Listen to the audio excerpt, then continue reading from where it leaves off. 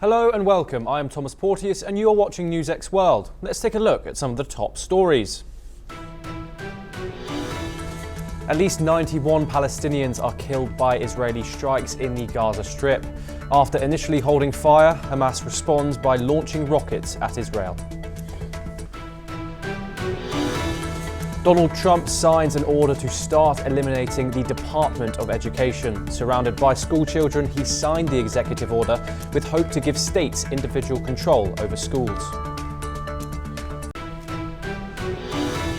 Israel intercepts Yemeni missiles as tensions rise further in the Middle East. Houthi rebels claim responsibility for the attempted strikes and vow more attacks.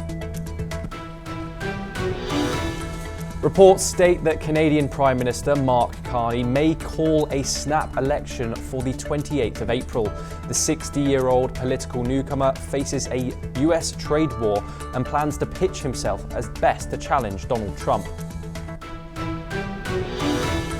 Rwanda-backed M23 rebels advance deeper into the Eastern Democratic Republic of Congo.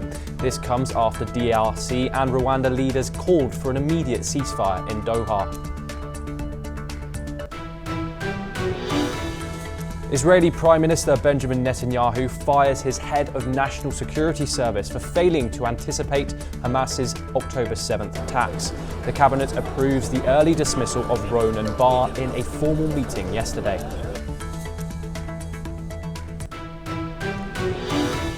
North Korean leader Kim Jong-un oversees a test fire of surface-to-air missiles. This comes while a top Russia security official arrives in the country with plans to meet with Supreme Leader to deepen ties.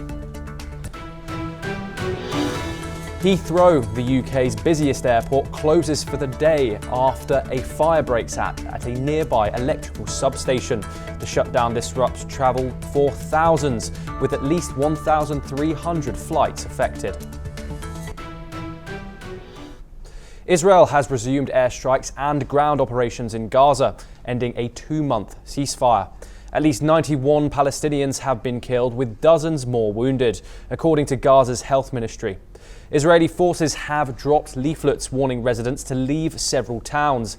Tanks and troops have entered key areas, including Bet Leah in north and Sabora in the south. Hamas had not retaliated at first, but later had launched rockets into Israel. Israel says it is expanding a buffer zone in Gaza and has cut off supplies to the enclave. The conflict has intensified after ceasefire talks broke down, as more than 590 Palestinians have been killed in attacks since Tuesday. Hamas calls the new Israeli offensive a dangerous violation and has urged mediators to intervene. Israel, however, insists it will only consider a temporary truce unless hostages are released. Since the war began in October 2023, over 49 Palestinians have been killed. Much of Gaza now lies in ruins. Staying in Israel now, with the cabinet voting to dismiss the head of Shin Bet Domestic Intelligence Service effective from April the 10th after 3 days of protest against the move. The decision followed months of tension between Bar and Netanyahu over a corruption investigation into allegations that a number of aides in Netanyahu's office were offered bribes by figures connected with Qatar. Netanyahu has dismissed the accusations as a politically motivated attempt to unseat him, but critics have accused him of undermining the institutions underpinning Israel's democracy by seeking Bar's removal. In his letter to the government, Bar said the decision was to fire him was entirely tainted by conflicts of interest and driven by completely different, extraneous and fundamentally unacceptable motives. Over the past 3 days, demonstrators protesting the move to sack Bar have joined forces with protesters angry at the decision to resume fighting in Gaza, breaking a 2-month-old ceasefire, while 59 Israeli hostages remain in the Palestinian enclave. More from the Middle East now. Israel successfully intercepted 2 missiles launched from Yemen. That has escalated tensions. Warning sirens blared across Jerusalem and Tel Aviv as the missiles were detected by Israeli military defences. The first missile was intercepted after sirens went off in Jerusalem and Tel Aviv, while a second missile was shot down before it could enter Israeli territory, according to military sources. The Iran-aligned Houthi rebel group in Yemen has claimed responsibility for the attacks. The Houthi military spokesperson Yahya Sareh asserted in a televised statement that the second missile successfully hit its intended target. President Trump has warned Iran of severe consequences for backing Houthis, threatening to hold Tehran accountable for any attacks carried by the group. Despite this, Iran's Revolutionary Guards maintain that the Houthis operate independently and make their own decisions. As tensions continue to rise, the situation in Yemen and its impact on Israeli security remains a critical point of concern for regional stability. نفذت القوة الصاروخية في القوات المسلحة اليمنية عملية عسكرية نوعية استهدفت هدفا عسكريا للعدو الإسرائيلي جنوبي منطقة يافا المحتلة، وذلك بصاروخ باليستي فرط صوتي نوع فلسطين 2. وحققت هذه العملية هدفها بنجاح بفضل الله، وتعد هذه العملية هي الثانية خلال 24 ساعة. Moving on now, thousands protest across Turkey despite a ban on gatherings demonstrating against the detention of Istanbul Mayor Ekrem İmamoğlu. The mayor and prominent opposition figure was arrested on charges of graft and aiding a terrorist group. These are allegations that the opposition condemns, calling it a political manoeuvring to undermine İmamoğlu's presidency bid. Clashes erupted in major cities including Ankara, Izmir and Istanbul, with protesters clashing against police. The opposition has reacted with outrage, calling İmamoğlu's detention an attempt to silence dissent and crush political opposition. Opposition leader Özgür Özel claims the President Erdogan fears İmamoğlu in future elections and seeks to remove him from the political arena. President Erdogan dismissed criticism as theatrics, maintaining that the opposition seeks to distract from its own failures. The opposition remains defiant, vowing to nominate İmamoğlu for president. Bunun yerine konuyu siyasi sloganlara hapsederek kendi tabanlarını tahrik etme, milleti aldatma kolaycılığına kaçıyorlar. Buradan bir kez daha söylüyorum. CHP'nin meseleleri ülkenin ve milletin değil, kendi genel merkezlerindeki bir avuç muhterisin konusudur. Bizim ne şahsen, ne parti, ne de ittifak olarak muhalefetin müsamerelerine ayıracak vaktimiz. Over to the African continent now, where the Rwandan-backed M23 armed group has taken control of the mining hub of Wakale in the Democratic Republic of Congo, despite attempts at a ceasefire. The rebels entered the mining hub in North Kivu province after a day after DRC President Felix Tshisekedi and his Rwandan counterpart Paul Kagame called for an immediate ceasefire after meeting in Qatar's capital Doha. Rwanda-backed M23 rebels have continued to advance in the Eastern Democratic of Congo, seizing key towns in a conflict that has created one of the world's worst humanitarian crises. The seizure of Wakale marks the farthest west that M23 has advanced into the DRC's interior since it first emerged in 2012. Earlier this month, M23 captured Nyambondo, a city 110 kilometers northwest of Goma. After days of fierce fighting with government forces and pro-government groups in February, it captured Bukavu, the capital of the South Kivu province. Here's what the rebel had said on the ceasefire. On a mis des prix pour nous arrêter. Nous n'avons plus rien à perdre. Nous nous battrons jusqu'à ce que notre cause soit entendue. Entre-temps, ce qui s'est passé à Doha, tant que nous n'en savons pas les contours et tant que ça ne permet pas de résoudre les problèmes qui sont les nôtres, nous dirons que ça ne nous concernera. Over to the United States now, where President Donald Trump has invoked emergency powers to boost domestic production of critical minerals, to rely less on China. The executive order utilizes the Cold War-era Defense Production Act, declaring that dependence on rival nations for minerals poses a national security threat. The order will smoothen permitting processes, expedite approvals for mines, and prioritize minerals production on federal lands, including Pentagon-held areas. Critical minerals like lithium and nickel are essential for electronics and EV batteries, with US output far behind China's dominance.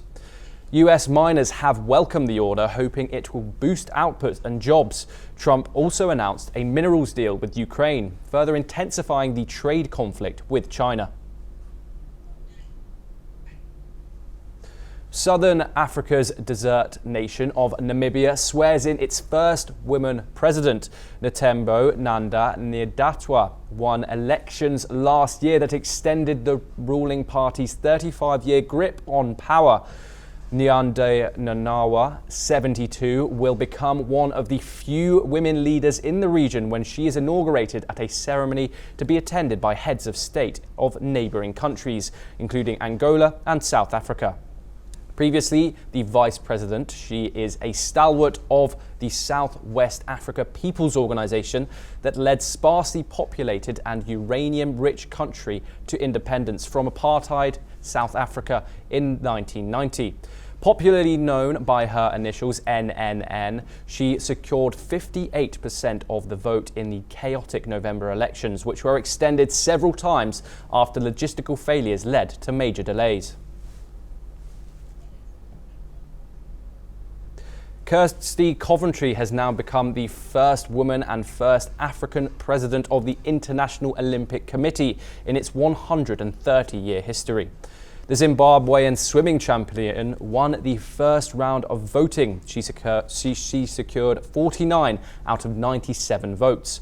Coventry says her election shows the IOC's commitment to diversity.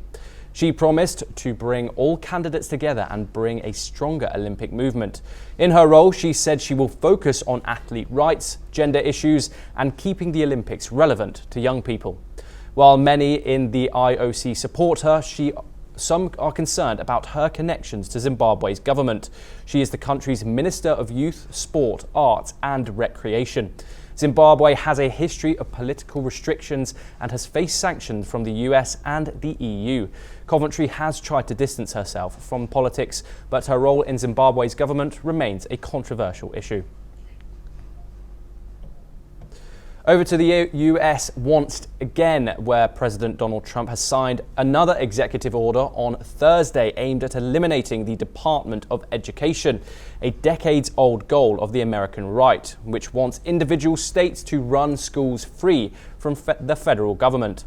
Surrounded by school children sitting at desks set up in the East Room of the White House, Trump smiled as he held up the order after signing it at a special ceremony. Trump said the order would begin eliminating the Federal Department of Education once and for all.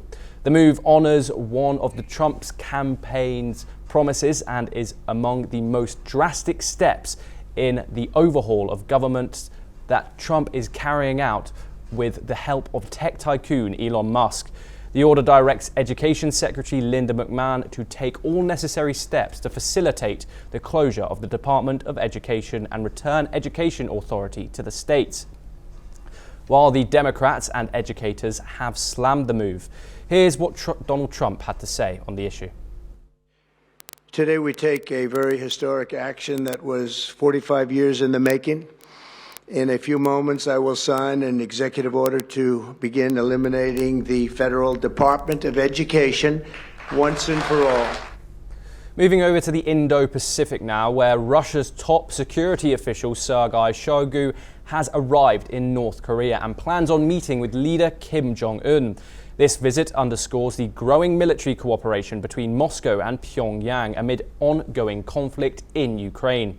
Reports suggest that North Korea has deployed over 10,000 troops and sent heavy weaponry to support Russia in the war, particularly in the Kursk region.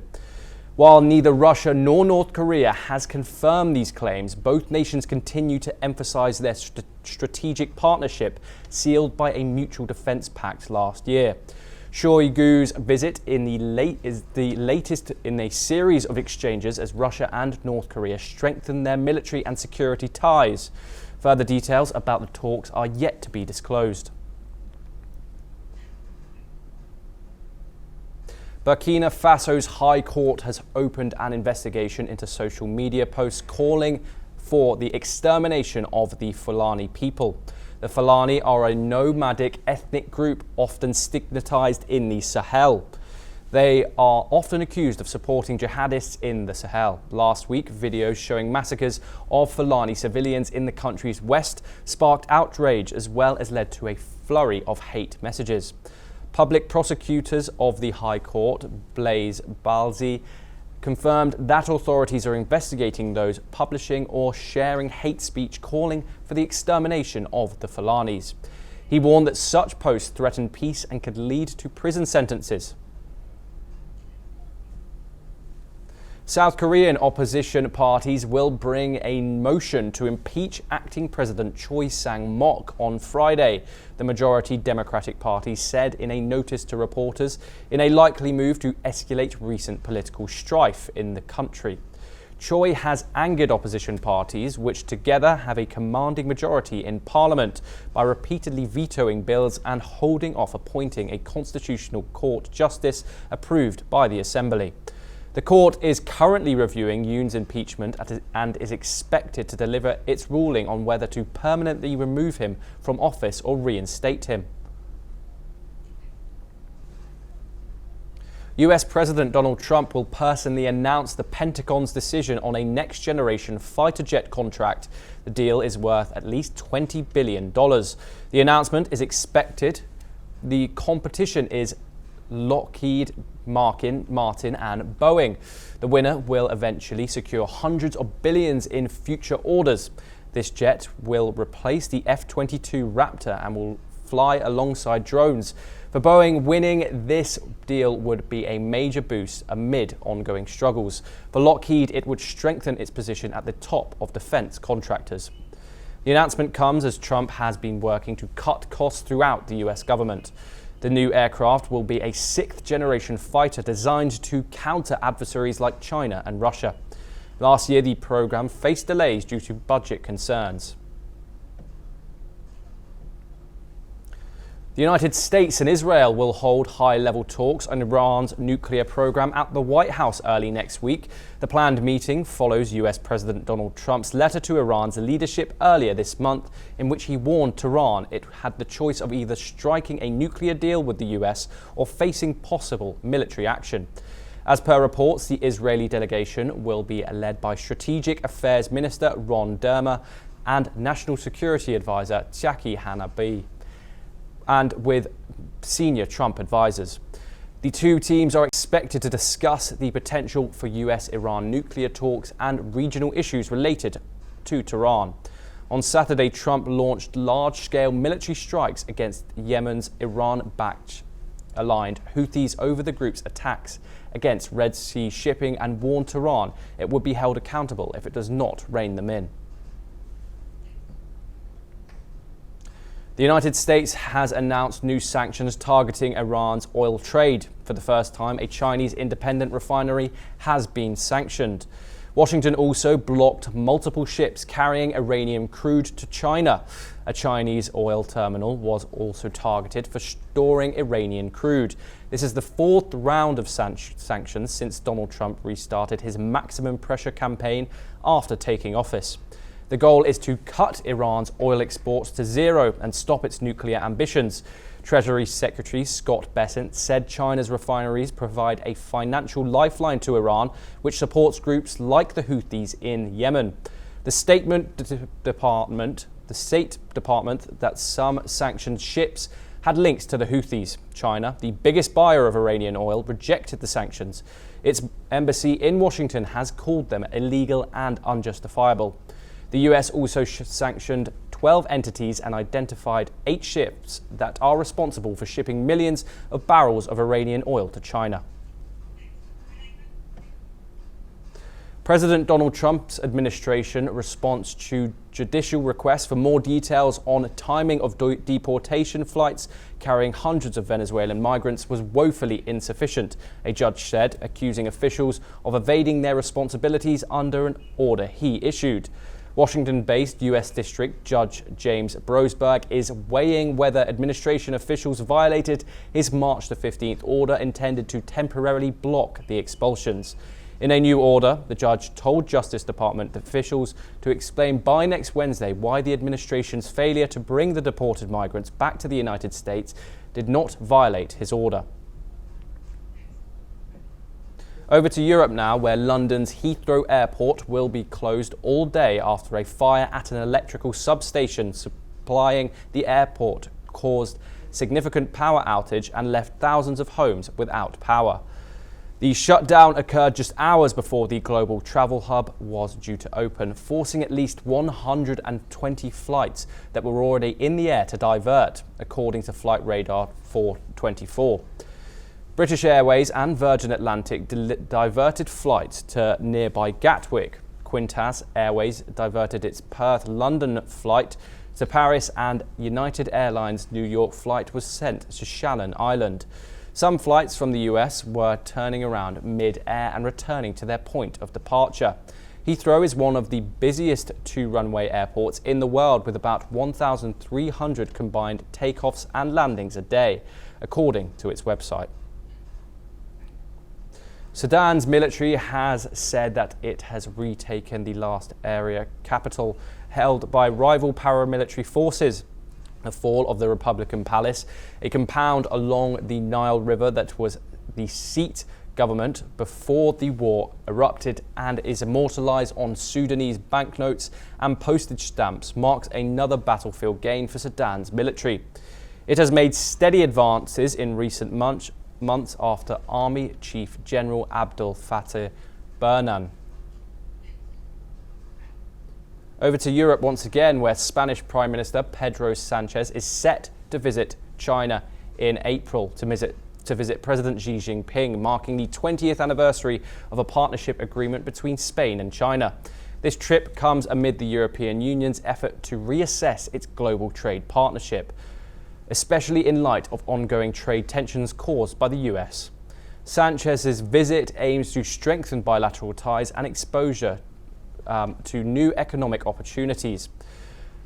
The Spanish leader will also travel to Vietnam during his Asia tour, where Spain plans to expand its market presence. Sanchez previously visited China last September to ease EU-China trade tensions over tariffs on Chinese electric vehicles. And that's all we have time for. We will continue to bring you more international news updates.